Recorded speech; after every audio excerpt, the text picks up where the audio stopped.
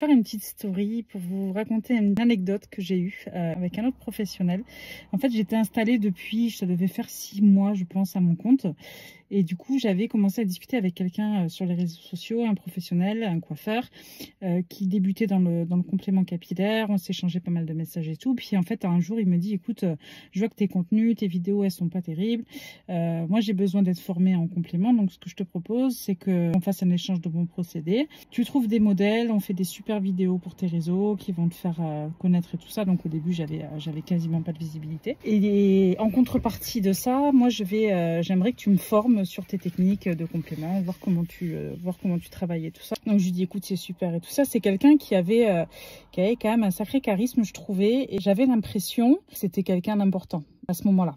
Alors j'ai vite déchanté après, mais vous saurez, mais j'ai cru à ce moment-là que ce mec-là, il avait quelque chose de particulier, que c'était un petit peu un artiste, que c'était un coiffeur de grand talent, quelqu'un qui comptait dans le domaine. En fait, il s'est trouvé que on devait travailler 3 jours ensemble, donc moi j'avais prévu des modèles, tout était calé, chaque modèle on devait filmer, j'avais déjà fait des scénarios sur ce que je voulais un petit peu montrer de mon travail et tout ça. Donc j'organise toute sa venue. Et il y avait aussi des temps prévus pour sa formation. Donc du coup, finalement, il me dit, ben non, je vais pas venir que 3 jours. Là, j'ai une semaine entière de libre. Donc si ça te va, je vais venir une semaine complète. Comme ça, je pourrai en voir le maximum et ça va être super et tout. Je lui dis, ok. Bon, moi, j'avais déjà tous mes rendez-vous de calé, ma clientèle. Je lui dis, ben écoute, on peut faire ça. Il me dit, après, tu vois, l'hôtel, ça va me coûter cher. Est-ce que tu peux me recevoir chez toi? Je lui dis, écoute, moi, j'aurai pas mon fils. Donc si tu veux, effectivement, je peux te recevoir. J'ai la chambre du petit. D'accord. Ah ben super, ben très bien, donc on fait comme ça. Après, tu as vu, moi je suis un régime spécial, donc il faut que tu m'achètes, pour tes courses, il faut que tu penses, moi j'ai besoin du thé comme ça, de l'eau de cette marque, j'achète tel légume, tel machin, parce que c'est important pour mon régime de je sais pas quoi et tout. Là, je commence à me dire, un peu princesse quoi le gars, mais bon. Vu que j'étais assez impressionnée par le personnage, je me suis dit, ouais, ça va être un truc super, vas-y, bon, ben, ok. Donc, je fais ses courses qu'il veut. Il vient, à peine arrivé, il me dit, oh, il fait froid ici, tu veux pas mettre un peu de chauffage? Je commence à lui servir un thé, et là, il me dit, mais c'est de l'eau de quoi que t'as mis dans le thé? Je lui dis, c'est de l'eau du robinet. Et puis là, il vide le thé dans l'évier. Et il me dit, ah non, mais moi, je t'ai dit, moi, je bois que de l'eau de machin. T'en as acheté dans les courses et tout, je t'avais donné dans la liste. Ben, je lui dis, oui, bon, écoute, je vais te la chercher. Et déjà, là, j'ai commencé à me dire, là, c'est chaud quand même. Le mec, il me jette le thé que je viens de lui faire parce que c'est pas l'eau qu'il veut. Bon, là, j'ai commencé à me dire, ça a l'air quand même spécial, c'est un peu abusé. Bon, bref, on commence la formation, tout ça. Il travaille avec moi, donc je lui donne absolument tout mon savoir, c'est-à-dire que des choses aujourd'hui que je veux pas faire, on me propose des formations et tout je refuse, sauf si on a des contrats derrière ensemble pour travailler, mais aujourd'hui je ne fais pas de formation. Donc là le mec, je lui donne mon savoir, il travaille avec moi, je lui montre comment je travaille, je crois que je lui donne à peu près même tous les fournisseurs avec lesquels j'ai travaillé, enfin je lui donne plein d'infos qui sont extrêmement importantes dans le domaine. Tout se passe super bien, tout ça. Je lui explique tous les détails techniques qui font un petit peu la différence pour des jolis rendus de compléments. Et au bout de... Donc on fait 3 jours comme ça. Et en fait, il devait y avoir un jour off où il devait aller refaire ses locks sur Paris. Il avait prévu un rendez-vous. Donc il me dit... je lui dis, moi je travaille pas ce jour-là. Il m'a dit, moi je vais aller sur Paris et tout, faire mes locks, très bien. Je dis, ok. Et puis au moment où il part, il me laisse un message sur la route. Il m'a dit, ouais, t'as vu... je voulais te dire, finalement, je me sens pas super bien. Il dit, je trouve pas ça très juste. Tu vois, je vais te faire plein de vidéos. Un vidéaste, ça coûte super cher. Je suis pas sûre que ça soit réglo. Je suis pas sûre que ta formation qu'on a fait, ça vaille les vidéos que moi je vais te faire. Je pense que voilà, s'ils l'ont fait, il faudrait que tu rallonges 1 500 €. Et du coup, j'ai dit, mais il est fou. J'ai dit, tous les modèles sont prévus. Donc, on me dit ça la veille. Le tournage, c'était le lendemain. C'était sur les 2 jours qui suivaient. Il savait très bien que c'était important pour moi. Tous les modèles étaient prévus. Tout était calé. Et il se permet de me faire ça. J'étais, mais... dans un état de stress pas possible parce que voilà, moi j'ai investi de l'argent là-dedans, moi j'ai fait tout ce qui était prévu dans le deal. Notre relation était un peu tendue dans le sens où ce côté princesse, ça m'a vite gonflé quand même. Et du coup, bon, ça collait pas super bien par rapport à notre entente du fait qu'il avait ce tempérament-là. Il tutoyait beaucoup les clients qui connaissaient pas, des clients que moi j'ai coiffé pendant 15 ans que j'ai jamais tutoyé, il les tutoyait. Du coup, je l'ai repris 2-3 fois que j'avais pas trop aimé son attitude un peu trop nonchalante et tout ça.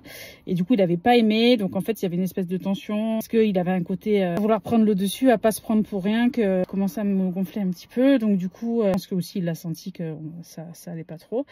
Mais bon, moi en tout cas, j'avais fait ce qui était prévu. Et donc là, le mec, il me demande 1500 €. En plus, tu vois, dans le lit, je dors pas super bien. Moi, j'ai besoin d'avoir un matelas comme ci, comme ça. En plus, si je reste, je trouve que ça vaut pas le coup. Moi, financièrement, j'y perds. Tu te rends compte, ça fait déjà 3 jours que je suis chez toi.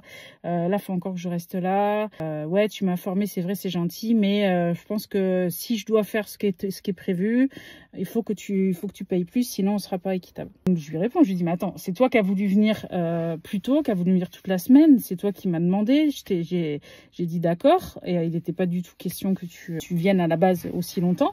Et là maintenant, moi j'ai fait le taf, j'ai fait ma part, et puis maintenant que c'est à toi de faire ta part, tu décides de me demander de l'argent la veille du tournage, en sachant que j'ai pas tellement le choix de refuser ce que tu me demandes. En gros, de m'estorquer 1500 balles pour un truc qui n'était pas prévu. Donc et puis bon, sur le moment, j'ai appelé un copain à moi qui était vidéaste et tout ça, un très bon ami, et je lui ai dit, écoute, tu peux me dépanner là, parce que là, j'ai un mec qui est en train d'essayer de m'arnaquer, et ça me plaît pas du tout, donc s'il te plaît. Il me dit non, je peux pas et tout, mais vas-y, appelle un tel. Bref, j'arrive à trouver un autre vidéaste. Du coup, je lui réponds pas, je lui dis pas c'est bon, c'est pas bon, je dis tant pis, je lui dis rien, je vais attendre qu'il me recontacte, parce que je vais pas non plus lui faire le plaisir de ça, qu'il puisse savoir, qu'il puisse organiser son planning. Donc bon, donc je dis rien. À 22h30, il m'appelle. Il me dit, bon, bah, du coup, là, je prends la route, je vais rentrer. Il me dit, bah, du coup, c'est bon, t'as trouvé l'argent ou quoi? Et je lui ai dit, non, non, j'ai pas trouvé l'argent. Demain matin, tu peux passer récupérer tes affaires. J'ai trouvé une autre solution pour mes modèles. Du coup, on va s'arrêter là. Et puis voilà. Assez fermement, il me dit, ah bon, bah, ok. Et donc, le lendemain matin, il vient. Donc, j'avais le vidéaste en question qui était là. Il vient. Et donc, il voit ce mec qui était là. Et du coup, je sais pas, il a flippé. Il avait laissé des affaires à lui un peu partout. Donc, il récupère des affaires à lui. Et puis, à un moment donné, j'entendais plus rien. Et le mec, il s'est barré. C'est-à-dire qu'il s'est barré. Il a même pas dit au revoir. Il a pris ses affaires et il est parti. Je fais un peu le tour et je vois que dans une pièce, il a oublié le trépied de son appareil photo. Il a oublié plein de trucs. Et je dis, mais le gars, il est malade, quoi. Je me suis pas énervée, je lui ai pas dit ce que je pensais de son comportement, ou pas plus que ça. Il est parti en oubliant la moitié de ses affaires, et puis du coup, j'essaye de l'appeler, il me répond pas. J'essaie de le rappeler, je vois qu'il m'a bloqué. Je lui envoie un message, je lui dis, écoute, t'as oublié tes baskets, t'as oublié tes affaires, t'as oublié ton trépied d'appareil photo, Starring Light, enfin, t'as oublié quand même des gros trucs, fais demi-tour, parce que le mec, il venait quand même du sud de la France, donc assez loin. Fais demi-tour, viens les chercher. Il n'a pas eu les messages parce qu'il m'a bloqué de partout. Alors, j'ai pas compris. Pourtant, je m'étais pas énervée. Je pense qu'il a eu peur du gars avec qui j'étais. Il a dû se dire, ouais, le gars, il est là pour un découp. Du coup, j'ai pas de nouvelles de lui pendant 3-4 jours. Et puis, un jour, je vois qu'il m'a débloqué. Il m'a laissé un message en me disant, ah ouais, j'ai fait le con, j'ai oublié mes affaires. Ah mince. Ouais, je m'en suis rendu compte. Écoute, je suis désolée. En plus, je suis partie sans te dire au revoir. En fait, j'ai eu un appel urgent. J'ai pas pu te dire au revoir. Il a fallu que je parte tout de suite et tout. Ouais. Bon. Excuse-moi, écoute, ben, tu sais quoi, tu me fais un colis, tu m'envoies ça à mon adresse et tout, je sais pas quoi. Je dis non, moi je te fais pas de colis, c'est hors de question. Je lui dis en plus, va emballer une ring light avec des trépieds, des trucs, c'est inemballable. Tu te débrouilles, les affaires elles sont là, tu vas les chercher quand tu veux. J'ai pensé à les mettre à la déchetterie, mais bon, je l'ai pas fait. Je l'ai pas fait parce que ça se fait pas non plus. Ouais, non, t'as intérêt à m'envoyer mes affaires, sinon, enfin, en gros, il m'a menacé de faire des choses au niveau de mon image, au niveau de ma visibilité, au niveau de ma marque et tout ça, qui aurait été néfaste pour mon entreprise. Que si je lui renvoyais pas ces trucs, voilà, il allait me faire du tort en gros. Donc je l'ai pas fait. J'ai dit de toute façon, moi j'ai rien à me reprocher. S'il veut jouer à ça alors s'il se rend pas compte qu'il est en tort, j'ai rien fait. Je lui dis non, tes affaires elles sont là, tu les récupéreras quand tu veux. Puis je sais pas, il s'est passé au moins 2-3 mois. Il m'envoie un message un jour en me disant bon, là je vais passer dans le coin, est-ce que je peux récupérer mes affaires et tout. Je dis ouais, y a pas de souci. Tu peux récupérer tes affaires quand tu veux. Donc le mec il vient.